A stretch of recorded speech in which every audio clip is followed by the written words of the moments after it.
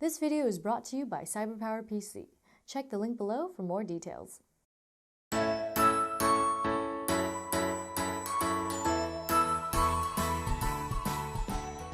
Hi everyone, welcome back to Joanne Tech Lover. I'm Joanne, and today I'll be going over this Razer Blade Pro 17-inch gaming laptop. This is the E51 version with a 256GB SSD, and the E50 and E52 versions have different size storage devices on board. And this laptop is great for both gaming and editing. Here are the accessories that come in the box. First off, we'll start off with the documentation. So this is a quick start guide, and you also get a congratulatory note. They always include one. And then this is a note to their Synapse software. Be sure to download it so you can program the keyboard and trackpad. Really cool. And then here is, their support guide. You can call them all hours of the day. I'm just kidding. To bug them about whatever might be wrong. And of course you get some Razer stickers. They've also included for you 2 screen protectors, and you're wondering, what's it for? It's obviously too small for the laptop. Anyway, this is for the Switchblade UI screen. It goes over the special trackpad, which I'll show you later. And you also get a microfiber cleaning cloth. Very nice. And last but not least, of course, you do get this power adapter. And for a laptop this size, it is very, very slim. This is a 150 watt power adapter. And of course you get a power cord, which is right here. And I bundled it together with the adapter using the included rubber clasp that kind of looks like a watch band, doesn't it? Here's a look at the dimensions. This laptop measures 427 millimeters or 16.8 inches by 277 millimeters or 10.9 inches by 22.4 millimeters or 0.8 inches thin. And it weighs in at 3.07 kilograms or 6.76 pounds. And as for the material, it's encased in this CNC aluminum, which stands for Computer Numeric Control Machining. But anyway, it's just a way to cut it. And it's very cool to the touch. And the black design, it's very stealthy. And also there is a Razer logo here in the center, and it lights up green when powered on. On this edge you get ventilation holes, and it's focused cooling in an area where people don't commonly touch. And next to that is a power port, gigabit Ethernet port, HDMI 1.4a port with output up to 4K res, and 7.1 codec support. And then over here you get 3 USB 3.0 super speed ports, and finally headphone and mic combo jack. On the front edge, there's not too much going on here. This is to give it a more minimalistic look, but there is this LED here to indicate when this laptop is powered on. On this edge, you get more of that focus ventilation as well as a Kensington lock slot. And then on the rear, it's just a clean backside. On the bottom, you get some rubberized feet for grip on a smooth surface, as well as vents for cooling the area around your CPU and GPU. And it does not look like I can remove the bottom cover, at least not easily. Don't recognize those screws. The system comes with a built-in 74 watt-hours rechargeable lithium-ion polymer battery, and it takes approximately 3 hours to fully charge the Blade Pro. Here's a look with the laptop open, and at the top you get a 2 megapixel HD webcam, as well as mic array next to that.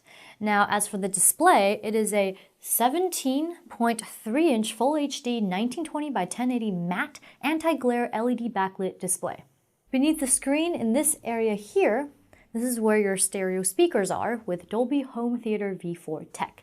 And then beneath that, a large round power button with the Razer logo on it, and as you can tell, it glows green. Now beneath that, we have a fully backlit keyboard, which is always great to have, especially if you're gaming in the dark. And let's go over some of the special function keys. So, using the function key right here, you can access alternate commands via the F keys. So function plus F1 to F3, that would be your volume control, volume mute, as well as volume adjust. Function plus F4 will toggle the monitor output, and F5 to F7 is for the play pause, skip track, F8, F9 will change up your screen brightness, and F10 to F11 will increase or decrease your keyboard LED brightness. Here's a demo of the keyboard LED, so we're gonna press function and then F10 to dim it. Yeah, there we go. And then F11 to bring back up to full brightness. And now for a look at the keyboard and trackpad software. This is a fully programmable keyboard using the Razer Synapse software, and you can create a profile, click on any key to set up a macro or other key function, and macros can also be created and deleted in this section. You can also click on the hotkeys above the trackpad to set macros to those, and click on Change to swap out the icon. You can use Razer's presets or upload your own, whether it's a picture or text. The trackpad also has settings you can play with. You can change the lighting brightness or enable game keys, and there's even a power savings mode in settings. Apps is where you can get more apps for the app launcher above the trackpad. Click on Get More Apps to see what's available. There's plenty to choose from. Once the app is installed, you can move it over to the app pages or remove it just as easily. Be sure to hit the Save button once you're done. One last thing is stats. You'll be able to see heat maps of mouse clicks, mouse movements, and keystrokes. Before I go over the trackpad, I want to go over these directional keys. I like how some of it is squished, so it helps save space on the laptop itself. Now, next to that is the trackpad with the 4-inch screen, and it's 800 by 480 res. It's a multi-touch LCD trackpad, and it's glass, so when I track across, sometimes it gets a little difficult, especially if my fingers get a little sweaty. And also, if you notice, there is a green swirly that follows my finger as I track, which is really cool. Above the trackpad are 2 rows of hotkeys, and Razer calls it their dynamic adaptive tactile keys, requires the Synapse software to program. And also there is a warning label.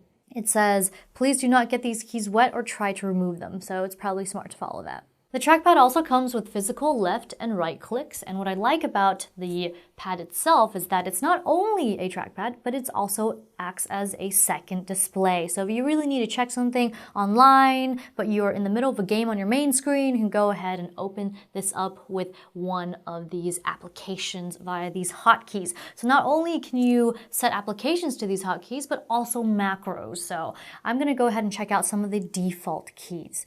And right here is YouTube. So we're going to go ahead and click that. And right now we are in music and entertainment, but there are a bunch of other keys that you can touch in order to get to the other sections of YouTube.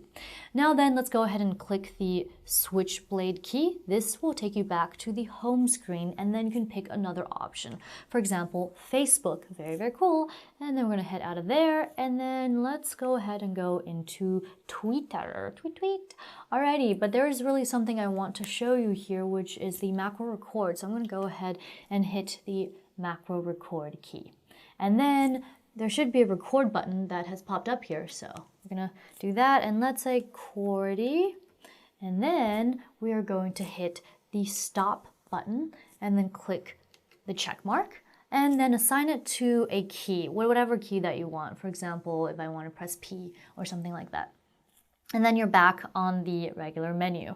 So let's go ahead and take a look at what this is. So once I click this one, it'll give you the numpad. And this is also the section where you could set up macros to the hotkeys, and there are several screens that you can set it to, but you already saw that in the software portion. So let's go ahead and head back out of there, and you can use 3-finger swipe to get to a different page of applications or macros. And I have set Photoshop as well as Premiere on there, although I'm not sure what that's going to do on this tiny little screen. But it's really nice that Razer has included these applications for you in addition to all of these other ones. Now let's go ahead and 3-finger swipe to go back. As you can see, not always responsive, but that's something I feel they could work on. And you can even access the World Wide Web by clicking on the application. So we're going to hit the globe, and then of course it's Razer's site. We're going to hit the globe again, and then you can go ahead and touch screen this and type in the URL for, I'm going to go for google.com, and then hit enter. Ta-da! Here's a look at the specs. The laptop uses the Intel Core i7-4720HQ quad-core processor with hyper-threading for simultaneous multitasks, with a base clock of 2.6 GHz and turbo clock of 3.6 GHz. And it uses the NVIDIA GeForce GTX 960M 4GB GDDR5 graphics card, and it has 16GB dual-channel memory via 2 8GB DDR3 L1600 MHz sticks. It also houses a 256GB mSATA SSD and 500GB hard drive. This laptop runs Windows 8.1 64-bit, and you get 802.11a BGNN and AC wireless, as well as Bluetooth 4.0 support. Now let's check out the viewing angle. So we're going to do vertical first. So if I move it forward, it's not quite so bad.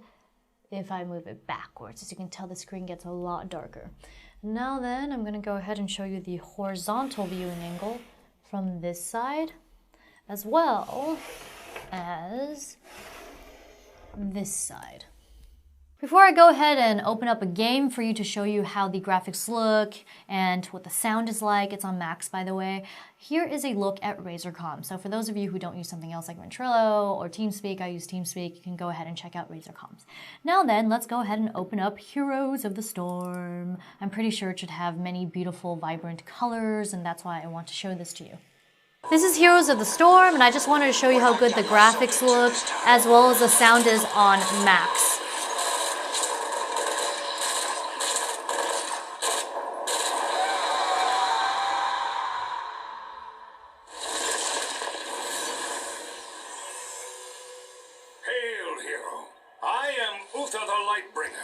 And you have been chosen by the Nexus.